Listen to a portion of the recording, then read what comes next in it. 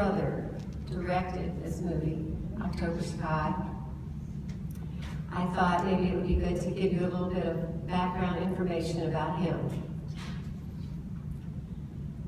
First, my brother, like myself and our father, is an artist. Most of the movie work he did in the beginning of his career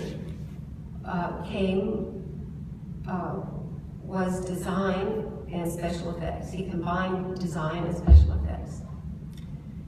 He began as a concept artist, designing spacecraft, aliens, alien spaceships for George Lucas on the first Star Wars movie. He started as special effects technician and designer, but soon became art director.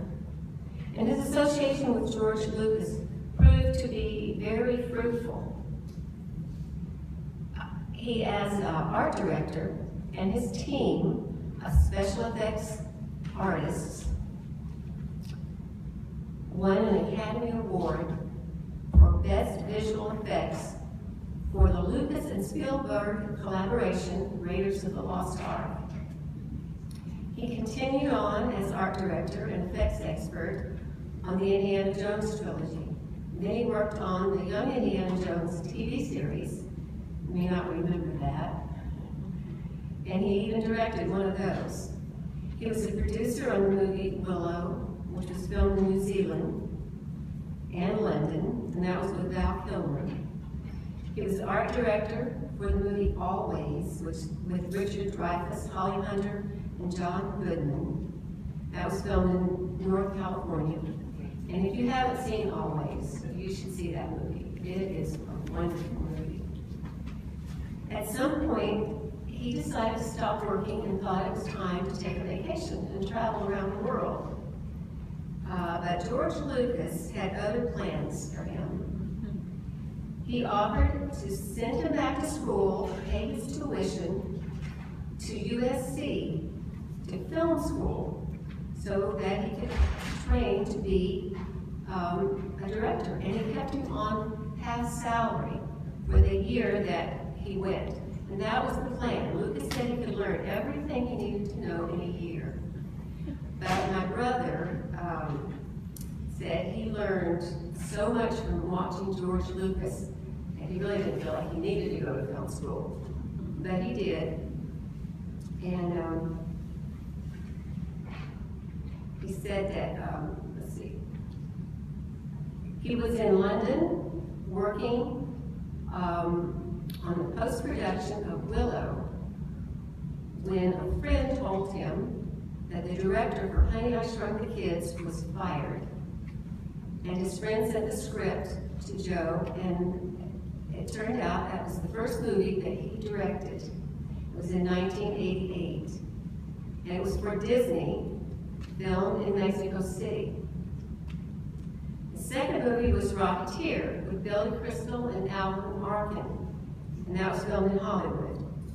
And then he did Jumanji with Robin Williams in Canada. Then, of course, October Sky, which was filmed in Tennessee. And he did Jurassic Park for Spielberg, and that was in Hawaii. He did Hidalgo in Morocco. That was with Viggo Mortensen and Omar Sharif. And then he did The Wolfman with Anthony Hopkins in London. And his last big movie was Captain America, the First Avenger, with Chris Evans, and that was done in England. And I think he probably is finished with big movies because he's 65 now, and he wants to take it a little bit easier. He's looking into doing some television work. The movie we'll see today, October Sky, was written by Homer Hickam, directed by Joe Johnston, producer was Chuck Gordon, and screenwriter was Lewis Collick. In the fall of 1996, producer Chuck Gordon sent my brother Joe Lewis Collick's draft of Rocket Boys.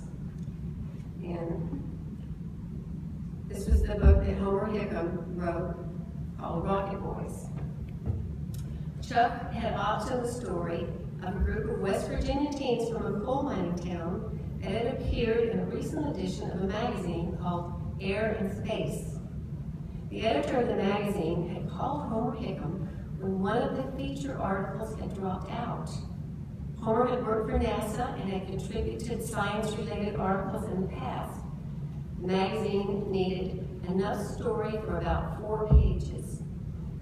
And the editor told Homer that any subject was fine as long as the story would be relevant to the magazine's content. So Homer decided to write about his experience growing up in Coalwood, West Virginia in the 1950s, seeing Sputnik fly over, building rockets, winning the space fair, and receiving a scholarship that meant an escape from a future in the coal mines.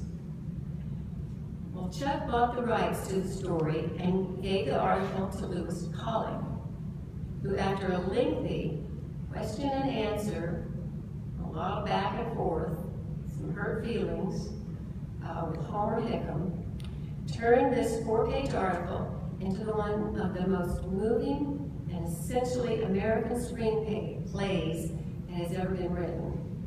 And that is my brother's opinion of the story.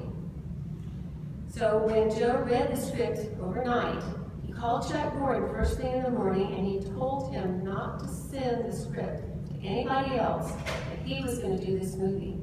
This is the first movie that didn't have a lot of special effects in it, because my brother is known for his special effects movies. But he loved it so much that he was going to make this film. So Homer soon realized that if the movie was made, there might be a market for a companion book. And so at the same time Lewis Collick was writing the screenplay, Homer Hickam was writing the book. Now Casey Silver was head of production at Universal at the time, and he loved the story.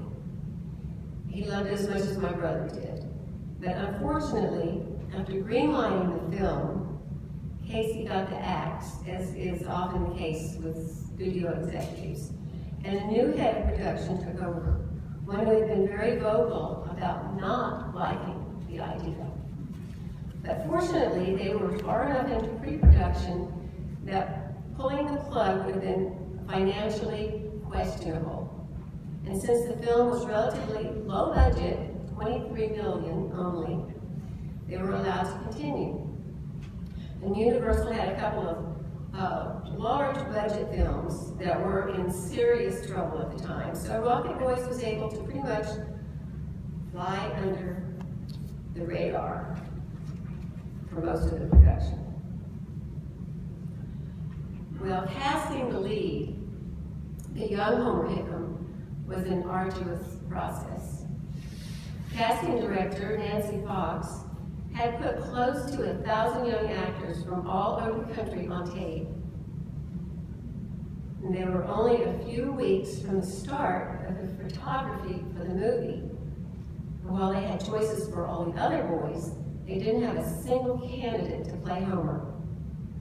At the end of a very long day in the offices of Studio City, a kid named Jake came in. The only thing he'd ever done was play Billy Crystal's kid in City Slickers when he was 12. But he read the scene, and that was it, one take. He was perfect. He's the guy they wanted. And so Jake Gyllenhaal's name was added to Chris Cooper, Laura Dern, Natalie Canterday, and the guys playing the other 3 Rocket Boys. While the hollows of West Virginia and the town of Coalwood and the surrounding areas were wonderfully picturesque, getting crews and equipment deep into the mountains and up those winding, narrow roads was logistically impossible.